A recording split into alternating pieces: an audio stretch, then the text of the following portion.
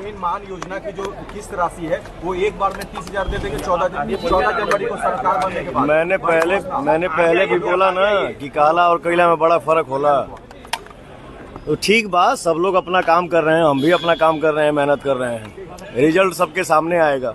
लालू यादव अपराधियों की चुनाव प्रचार में जा रहे हैं, रीतलाल यादव जैसे मोस्ट वांटेड क्रिमिनल के प्रचार में जा रहे हैं लालू यादव। देखा, हम पहले ही कहले बानी ना कि हम नेता ना आई, हम अपने जनता के भाई और बेटा हैं। तो हमसे वैसने सवाल करे जगह हम जवाब दे सके। अच्छा भैया, आप ये बताएं, तेजस्वी और तेज प्रताप यादव दोनों भाई हैं? मुसलमानों को चरमपंथी कह रहे हैं तेजस्वी। मत बोलो भाई हमसे।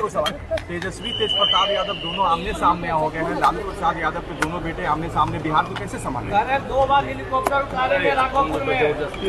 तो उतारे दे भाई, उतारने दो, जिसको जहाँ हेलीकॉप्टर उतारना है उतारने दो।